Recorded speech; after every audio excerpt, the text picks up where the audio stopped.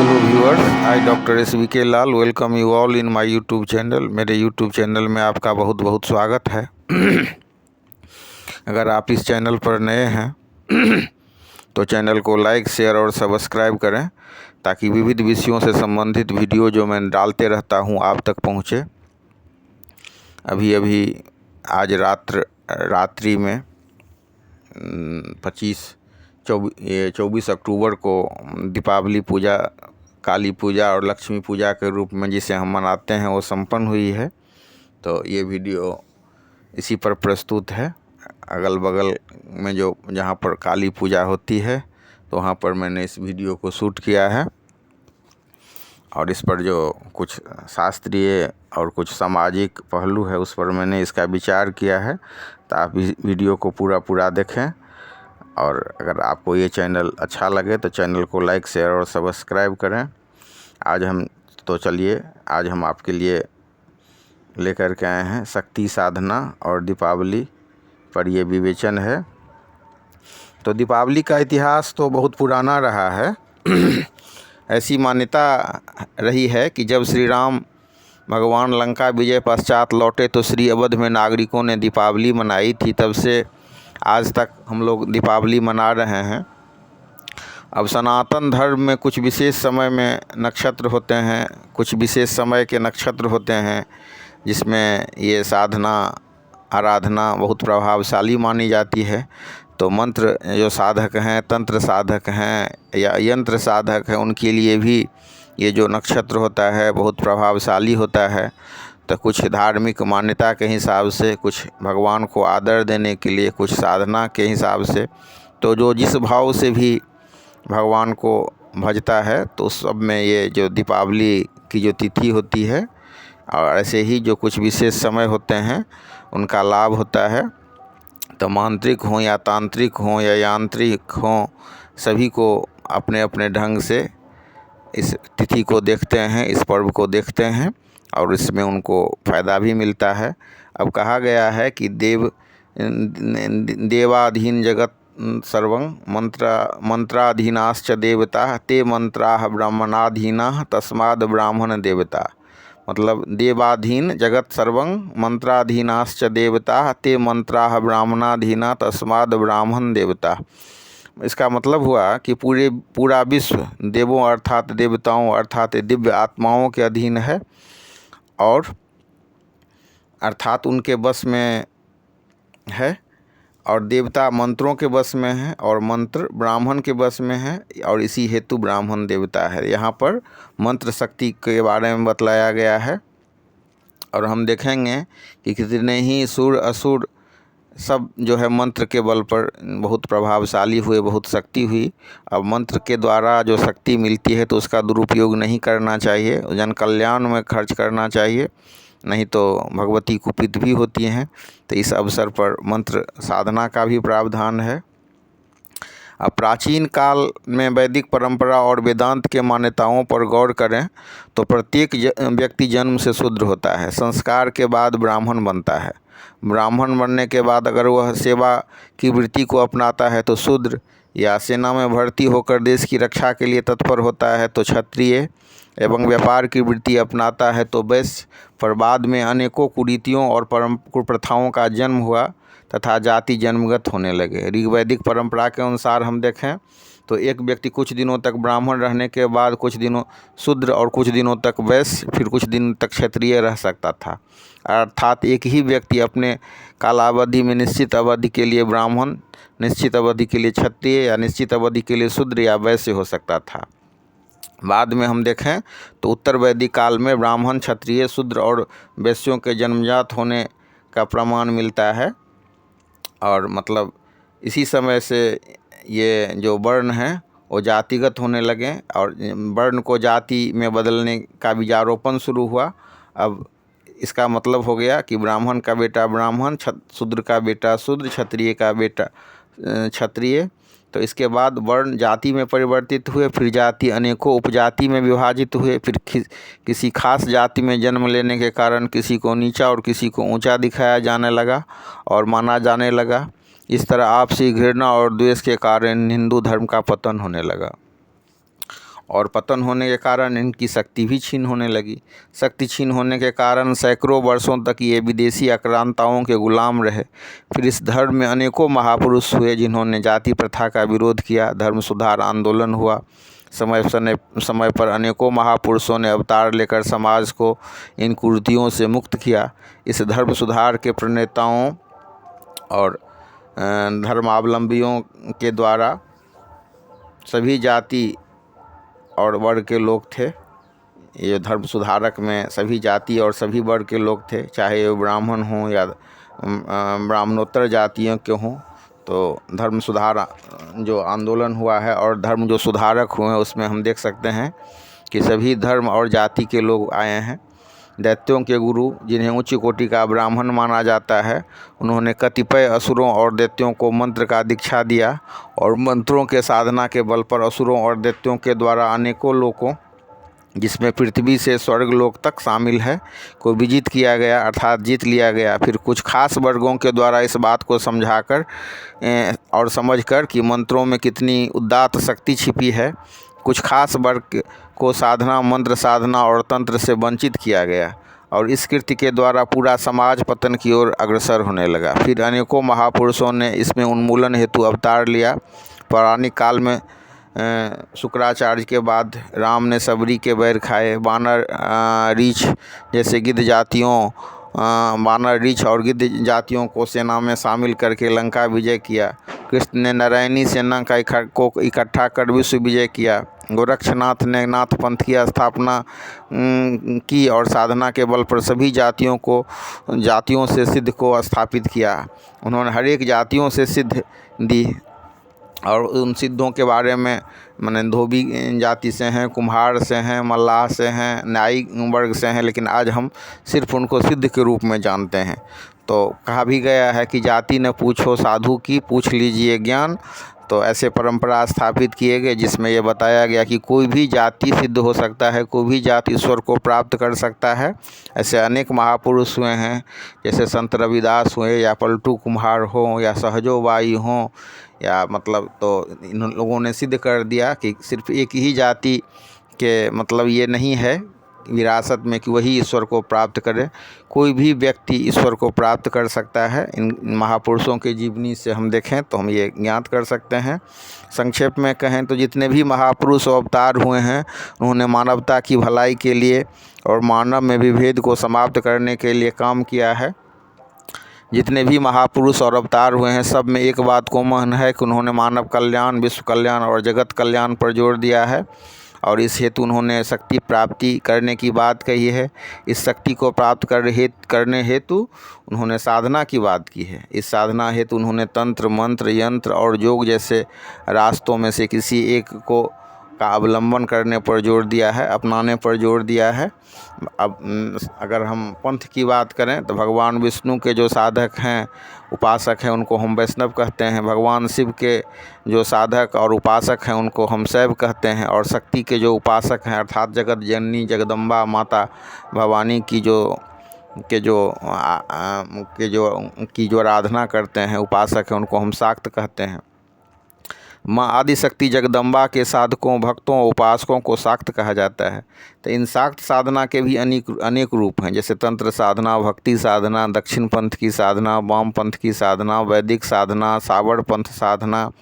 इस साधना के आड़ में कितने तांत्रिक और मांत्रिक ऐसे हैं जो अंधविश्वास फैलाते हैं और लोगों का शोषण भी करते हैं। स्वामी विवेकानंद ने भी ऐसे व्यक्तियों की भर्त्सना की है और हमारा कर्तव्य है कि ऐसे अंधविश्वास, जादू और टोना से बचें। भारत सरकार ने भी जादू टोना निवारण अधिनियम बनाकर लोगों के कल्याणार्थ इससे बचने का विधिक प्रावधान किया है।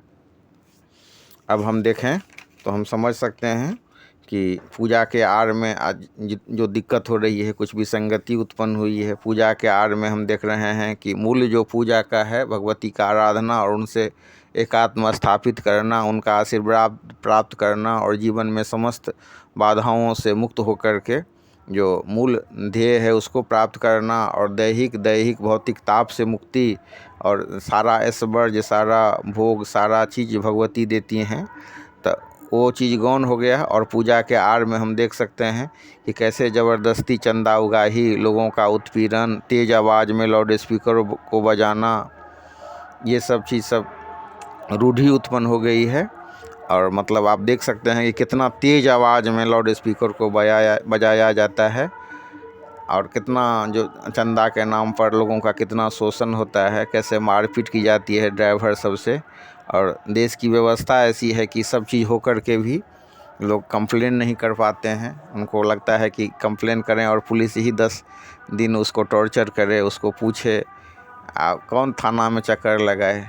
ऐसा ही एक वाक़या हुआ था एक निकट के मोहल्ले में, जब गाड़ी को रोक रोक करके जो चंदा, ये जो पूजा कमेटी के लोग थे वो चंदा वसूलते थे, और जब वो जा कर के FIR लॉन्च किया कमेटी के विरुद्ध, तो 15 साल तक जो कमेटी मुकदमा लड़ती रही। और कमेटी फिर जो ड्राइवर था वो जो उसके प्रयास से फिर हिम्मत नहीं हुई कमेटी की कि फिर वो चंदा गाड़ी को रोक करके करें। तो ज़रूरी तो है कि हम उसकी जो हमारे साथ अन्याय हो रहा है उसके लिए हम लड़ें, उसके प्रति हम करें, प्रतिकार करें, तो प्रतिकार संभव है। और हम इससे जो विसंगति उत्पन्न होती है उससे भी हमको मुक्ति मिल सकती है। ये हम देख सकते हैं कि ये कानूनी प्रावधान में 80 डेसिबल से ज़्यादा के ध्वनि को उत्पन्न करना ध्वनि प्रदूषण माना जाता है। फिर भी आप देख सकते हैं कि ये जो साउंड प्रदूषण कितना होता है, और वृद्ध बच्चों के प्रति तो यह कितनी बड़ी क्रूरता है। बिहारियों के द्वारा दुर्गा पूजा हो या दीपावली या फिर छठ हो, अत्यंत तेज ध्वनि में ध्वनि प्रदूषण उत्पन्न करना असभ्यता, अशिक्षा और पिछड़ेपन की निशानी है। यही कारण है कि जो दिल्ली में, और एक कारण ये भी कह सकते हैं कि दिल्ली में या महाराष्ट्र में जो बिहारी लोगों को कहा जाता है कि यहाँ हम पर्व नहीं मनाने देंगे, क्योंकि ये लोग जो फुहरपन और मतलब तेज़ साउंड में बजाने की परंपरा वहाँ भी कर सकते हैं। और इससे जो है सो पूरा ध्वनि प्रदूषण के साथ साथ लोगों के लिए कितना बड़ा ये आतंक उत्पन्न हो जाता है। खास करके हम देख सकते हैं कि वृद्ध बच्चों के प्रति ये कितनी बड़ी क्रूरता है, कितना बड़ा ये असभ्यता और अशिक्षा, पिछड़ेपन की निशानी है, कितना बड़ा ये शरारत है और मूर्खतापूर्ण है। लेकिन ये कुछ ही एक आध गो व्यक्ति ही ऐसे होते हैं जो बीच बीच में इतना तेज ध्वनि उत्पन्न कर देंगे। वो नहीं देखेंगे कि किसी को मतलब कितना परेशानी हो रही है, वो आएंगे देखेंगे जैसे उनको जुनून माथा पर भूत सवार हो गया हो, जानबूझ करके वॉल्यूम को तेज कर देते हैं। और इससे कितनी बड़ी माने दिक्कत होती है। इस तरह एक आदमी के किए अपराध और शरारत से पूरा समाज पीड़ित होता है। ज़रूरत है कि सारे समाज के लोग इकट्ठा होकर के पूजा में शुरू हुए इन कुरीतियों का सामना करें, और ज़रूरत पड़े तो पुलिस प्रशासन, नागरिक प्रशासन और न्यायपालिका के मदद से ये जो अराजकता, क्रूरता और कुपरंपरा है उसको दूर करें। खास करके तेज़ आवाज़ के लाउड स्पीकर के कारण आप अपने घर में न पढ़ लिख सकते हैं, न आराम कर सकते हैं, न ठीक से पूजा पाठ कर सकते हैं, जबकि इस तिथि के समय का पूजा का विशेष महत्व है। तो हम देखते हैं कि कैसे माने अब कुछ पूजा के विधियों पर विवेचन करेंगे। अगर हम भगवती के पूजा की बात करें तो इसमें मध्य रात्रि में स्नान करके शुद्ध एकांत स्थान में घी का दीपक जलाकर लक्ष्मी जी के पूजा का विधान है। लाल आसन पर लाल वस्त्र पहन करके लाल चंदन, मूंगे अथवा रुद्राक्ष की माला से 21 बार भगवती के बीज मंत्र का या अन्य जो आपको मंत्र प्राप्त है उसको जाप करने का विधान है। भगवती का जो मतलब ध्यान का मंत्र है, अरुण कमल संस्था तद्रजः पुंज वर्णा कर कमल धृतेष्टा भीति युग्माम्बुजाता मणिमुकुट अलंकृता कल्पजाले सकल भुवन माता संततः श्री श्रिये नः। तो ये मंत्र है भगवती के ध्यान का। ध्यान के लिए बहुत उत्तम श्लोक है। उसके अलावा या देवी सर्वभूतेषु लक्ष्मी रूपेण संस्थिता नमस्तस्यै नमस्तस्यै नमस्तस्यै नमो नमः, ये मंत्र का जाप कर सकते हैं। ये उपमंत्र, इस मंत्र को उपमंत्र कहा गया है। उसके अलावा माता लक्ष्मी की बहुत सारी मंत्र हैं, बीज युक्त, बिना बीज युक्त, सावर मंत्र, वैदिक मंत्र। इसके अलावा एक बहुत ही अच्छे मंत्र की जानकारी आपको हम दे रहा हूँ। ये मंत्र है ओम श्रीं श्रीये नमः। तो इसके द्वारा भी लक्ष्मी पूजा के दिन 108 आहुति दे करके यज्ञ हवन किया जाता है। और उसके बाद हवन के पश्चात सामर्थ्यानुसार 1, 3, 5 या 7 ब्राह्मण कन्याओं को श्रद्धापूर्वक भोजन करा करके दक्षिणा देने का प्रावधान है। और इस प्रकार मान्यता है कि अगर इस तरह से आप भक्तिभावपूर्ण ढंग से लक्ष्मी साधना करें तो अर्थ संकट से मुक्ति होकर समृद्धि और ऐश्वर्य की प्राप्ति होती है। दोनों ही भाव है, सकाम भक्ति भी है, निष्काम भक्ति भी है, जिसके मदद से आप भगवती का आराधना कर सकते हैं, पूजा कर सकते हैं। बहुत सारे स्तोत्र हैं, बहुत सारे श्लोक हैं जिनको अपना करके आप कर सकते हैं। सामान्य पूजा में चालीसा पाठ बहुत अच्छा है, जिसमें मैया के चरित्र का गुणगान किया जाता है। मंत्रों की बात करें तो नवारण मंत्र, जिसमें माता महालक्ष्मी, माता महाकाली और माता महासरस्वती तीनों की बीज मंत्र ऐं ह्रीं और क्लीं सम्मिलित हैं। ये इन मंत्रों को अत्यंत प्रभावशाली माना गया है।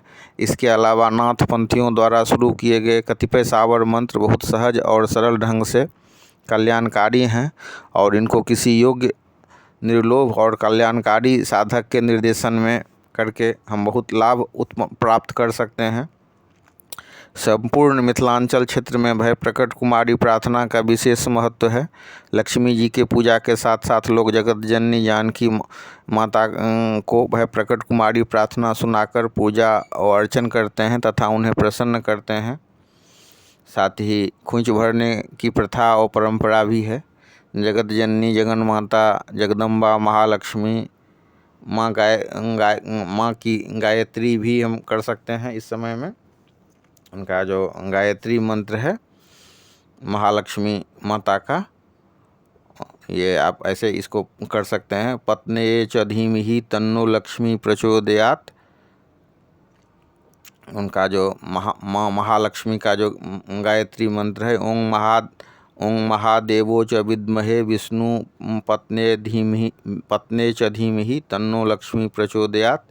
इसका 108 बार दीपावली के दिन जाप करने का विशेष प्रावधान है और विशेष महत्व है। इसके अलावा जिनके जो इष्ट हैं, सारे देव, सारे कोई भी इष्ट हों, आपको इस दिन की पूजा का विशेष महत्व है। जैसे गायत्री के उपासक अधिकाधिक गायत्री करते हैं, सरस्वती के उपासक अधिकाधिक सरस्वती गायत्री मंत्र करते हैं और सरस्वती चालीसा का पाठ करते हैं, अन्य प्रार्थना से उनको प्रसन्न करते हैं। काली उपासक की बात करें तो काली चालीसा के पाठ के साथ साथ काली गायत्री के जाप से माँ को प्रसन्न करते हैं। इसी ही तरह हम देख सकते हैं कि एम मंत्र वाले अपने जो जिस बीज मंत्र के अधिष्ठाता हैं या जिनको जो भी मंत्र मिला है उसको भक्तिपूर्वक पाठ करने से उनको बहुत सफलता मिलती है। हम देख सकते हैं, अनुभव कर सकते हैं कि राम मंत्र वाले भगवान राम की, कृष्ण मंत्र वाले भगवान श्री कृष्ण की, दत्त संप्रदाय वाले भगवान दत्तात्रेय की विशेष साधना इस दिन करते हैं और इसमें साधना आराधना में बहुत लाभान्वित होते हैं। किसी भी तरह की साधना आराधना हो, दीपावली के दिन का विशेष महत्व है। इसके अलावा इस दिन कनकधारा स्तोत्र के पाठ का विशेष महत्व है। देवी के भक्तों के लिए सप्तश्लोकी दुर्गा, श्री दुर्गा अष्टोत्तर शतनाम स्तोत्र का पाठ विशेष महत्व रखता है। अगर कोई विशेष पूजा या साधना न कर सकें तो सिर्फ मैया के पवित्र नाम का स्मरण करें। कोई कष्ट हो तो माँ से निवारण के लिए प्रार्थना करें और माँ का दर्शन करें। माँ दयालु, करुणामयी और कृपालु हैं। उनकी कृपा हमेशा बरसती रहती है और वह हमेशा अपने भक्तों का कल्याण करती हैं। अगर हम सप्तश्लोकी दुर्गा की बात करें तो इसमें मात्र जो है 7 श्लोक है और इसको आप बहुत आराम से पाठ कर सकते हैं। अब देखिएगा, दुर्गा सप्तशती के शुरू में ही इसको दिया गया है। भगवान शिव जो है सो कहते हैं कि देवी त्वं भक्त सुलभे सर्व कार्य विधायिनी कलो ही कार्य सिद्ध्यर्थ मोपायं ब्रूहि यत्नतः देव्युवाच। उसके बाद जो देव्युवाच देव कहते हैं श्रीनुदेव प्रवक्ष्यामि कलो सर्वेष्ट साधनम मया तव स्नेहेन अप्यम वा स्तुतिः प्रकाशते। ओं अस्य श्री दुर्गा सप्त श्लोकी स्तोत्र मंत्रस्य नारायण ऋषि अनुष्टुप छंदः। श्री महाकाली महालक्ष्मी महासरस्वत्यो देवता श्री दुर्गा प्रीत्यर्थ सप्त श्लोकी दुर्गा पाठे विनियोगः। ओं ज्ञानिनामपि चेतांसी देवी भगवती ही सा बलादाकृष्य मोहाय महामाया प्रयच्छति। दुर्गे स्मृता हरसि भीतिमशेष जंतोः स्वस्थे स्मृता मतिमतीव शुभं ददासि। दारिद्र्य दुख भयहारिणी का त्वदन्या सर्वोपकारणाय सदाद्रचित्ता। सर्वमंगल मंगल्ये शिवे सर्वार्थ साधिके शरण्ये त्र्यंबके गौरी नारायणी नमोस्तुते। शरणागत दीनार्त परित्राण परायणे सर्वस्यार्थि हरे देवी नारायणी नमोस्तुते। सर्वस्वरूपे सर्वेशे सर्वशक्ति समन्विते भयभ्यस्त्राहिनो देवी दुर्गे देवी नमोस्तुते। रोगान शेषान पहंसि तुष्टा रुष्टा तु कामान सकलान भीष्टान त्वमाश्रितानां न विपन्नराणां त्वमाश्रिताः प्रयान्ति। सर्वाबाधा प्रशमन्नं त्रैलोक्यस्याखिलेश्वरी एवमेव त्वया कार्यम् अस्मद्वैरिविनाशनम्। तो इस तरह हम देख सकते हैं कि शिवजी बोले, हे देवी तुम भक्तों के लिए सुलभ हो और समस्त कर्मों का विधान करने वाली हो। कलयुग में कामनाओं की सिद्धि हेतु यदि कोई उपाय हो तो उसे अपने वाणी द्वारा सम्यक रूप से व्यक्त करो। तो भगवती के द्वारा कहा गया कि हे देव आपका मेरे ऊपर बहुत स्नेह है। कलयुग में समस्त कामनाओं को सिद्ध करने वाला जो साधन है वह बतलाऊंगी, तो उसका नाम है अम्बा स्तुति। तो इस हिसाब से ये छोटा सा अतः सप्तश्लोकी दुर्गा जो है पाठ बहुत फलदायी है। इसका दीपावली के दिन पाठ करने से बहुत लाभ मिलता है। इसके अलावा हम देखेंगे कि दुर्गा अष्टोत्तर सतनाम स्तोत्र है। इसमें शंकर जी पार्वती जी से कहते हैं कि अब मैं अष्टोत्तर सतनाम का वर्णन करता हूँ, जिसके प्रसाद मात्र से परम साध्वी भगवती दुर्गा प्रसन्न हो जाती हैं। तो आप इसको भी देखिए। सतनाम प्रवक्ष्यामि शृणुष्व कमलानने यस्य प्रसाद मात्रेण दुर्गा प्रीता भवेत् सती। ओं सती साध्वी भव प्रीता भवानी भवमोचिनी आर्जा दुर्गा जया चाद्या त्रिनेत्रा शूलधारिणी पिनाकधारिणी चित्रा चंद्रघंटा महातपा मनोबुद्धिरहंकारा चित्तरूपा चिताचिति। सर्वमंत्रमयी सत्ता सत्यानंद स्वरूपिणी अनंता भावनी भाव्या भाव्या भव्या सदा गतिः। सांभवी देवमाता च चिंता रत्न प्रिया सदा सर्वविद्या दक्ष कन्या दक्ष यज्ञ विनाशिनी। अपर्णानेक वर्णा च पाटला पाटलावती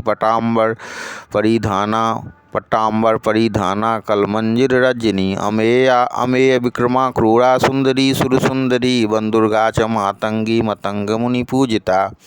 ब्राह्मी माहेश्वरी चैन्द्री कौमारी वैष्णवी तथा चामुंडा चैव वाराही लक्ष्म्यश्च पुरुषाकृति।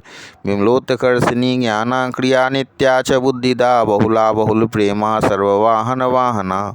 निशुंभ शुंभ हननी महिषासुरमर्दिनी मधुकेटभहंत्री च चंडमुंड विनाशिनी।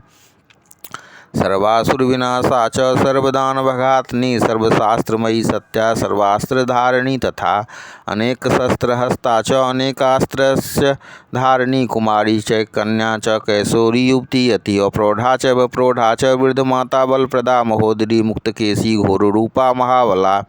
अग्निज्वाला रौद्रमुखी कालरात्रि तपस्विनी नारायणी भद्रकाली विष्णु माया जलोदरी।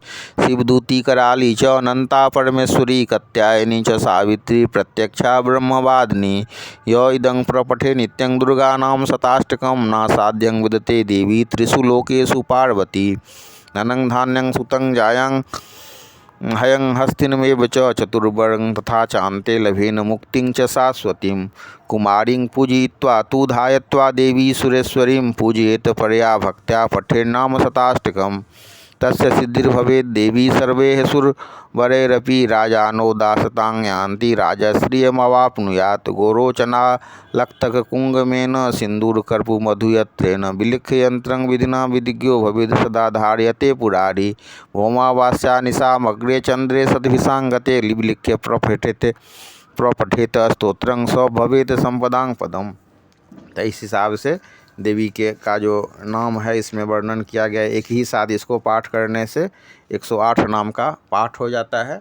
इसके अलावा जो है एक बहुत ही प्रभावशाली मंत्र है, कनकधारा स्तोत्र है, इसको पाठ किया जा सकता है। ये थोड़ा सा लंबा है लेकिन दरिद्र निवारण के लिए बहुत ही अचूक उपाय है, उग्र प्रयोग है लक्ष्मी प्राप्ति का। इसके अलावा एक छोटा सा श्लोक है जो इंद्र के द्वारा रचा गया है। इसमें जो है एक बार ऐसी कहानी है कि इंद्र से रुष्ट होकर के स्वर्गलोक से निकलकर लक्ष्मी कमल के फूल के नाल में समा गई थी, जाकर के छिप गई थी, और पूरा स्वर्गलोक जब श्री विहीन हो गया तो भगवान इंद्र ने जो है धन धान की प्राप्ति के लिए इस उनका आराधना किया था, उसका ये स्तोत्र है। आप इसको देख सकते हैं कि इंद्र उवाच नमस्तेस्तु महामाये श्रीपीठे सुरपूजिते शंख चक्र गदा हस्ते महालक्ष्मी नमोस्तुते। नमस्तेस्तु गरुड़ारूढ़े कोलासुरभयंकरी सर्वपापहरे देवी महालक्ष्मी नमोस्तुते। सर्वज्ञे सर्ववर्दे सर्वदुष्टभयंकरी सर्वदुःखहरे देवी महालक्ष्मी नमोस्तुते। सिद्धिबुद्धिप्रदे देवी भुक्तिमुक्तिप्रदायिनी मंत्रभूते सदा देवी महालक्ष्मी नमोस्तुते। आद्यंतरहिते देवी आद्यशक्ति महेश्वरी योगजे योग संभूते महालक्ष्मी नमोस्तुते। स्थूल सूक्ष्म महारौद्रे महाशक्ति महोदरे महापाप हरे देवी महालक्ष्मी नमोस्तुते। पद्मासन स्थिते देवी परब्रह्म स्वरूपिणी परमेशी जगन्मातर महालक्ष्मी नमोस्तुते। श्वेतांबरधरे देवी नानालंकार भूषिते जगत स्थिते जगन्मातर महालक्ष्मी नमोस्तुते। महालक्ष्म्यष्टक स्तोत्रं यः पठेति भक्तिमान् सर्वसिद्धिमवाप्नोति राज्यं प्राप्नोति सर्वदा। एक काले पठे नित्यं महापाप विनाशनं द्विकालं यः पठे नित्यं धन समन्वितः त्रिकालं यः पठे नित्यं महाशत्रु विनाशनं महालक्ष्मी नित्यं प्रसन्ना वरदा शुभा। तो ये जो मंत्र है ये भी बहुत अचूक मंत्र है और साक्षात इंद्र के द्वारा रचा गया है। जब महालक्ष्मी स्वर्ग लोक से निकल करके पुष्कर तीर्थ के एक सरोवर में एक स्वर्ण कमल की नाल में जाकर छिप गई थी, और जब पूरा समस्त जो स्वर्गलोक है श्रीविहीन हो गया था, देवताओं के मुख म्लान हो गए थे, श्रीहीन हो गया था, पूरा श्री और तेज लुप्त हो गया था, तो देवराज इंद्र ने महालक्ष्मी को ढूंढा और मतलब 8 श्लोकों के द्वारा देवी के चरणों में भेंट किया, उनकी आराधना की, तो देवी प्रसन्न हो गई थी। तो ऐसा माना जाता है कि ये जो अष्टक है इसको एक बार पढ़ने से पाप का नाश हो जाता है, 2 बार पढ़ने से धन की प्राप्ति होती है, 3 बार पढ़ने से महाबली शत्रु का नाश होता है, व्यक्ति को राज ऐश्वर्य की प्राप्ति होती है। और दीपावली में जो इसके पूजा का, इस स्तोत्र के पाठ का विशेष महत्व है, तो आप इस हिसाब से इसकी विशेष पूजा कर सकते हैं। इसके अलावा ये जो स्तोत्र है इसे पाठ के अलावा ध्यान का भी बहुत अधिक महत्व है। अब क्रिया योगियों की बात करें, ध्यानियों की बात करें, तो उनका मानना है कि भगवती मूलाधार में निवास करने वाली हैं। तो क्रिया योगियों का मानना होता है कि भगवती मूलाधार में निवास करती हैं और आज्ञा चक्र पर ध्यान लगा करके उनको प्राप्त किया जा सकता है।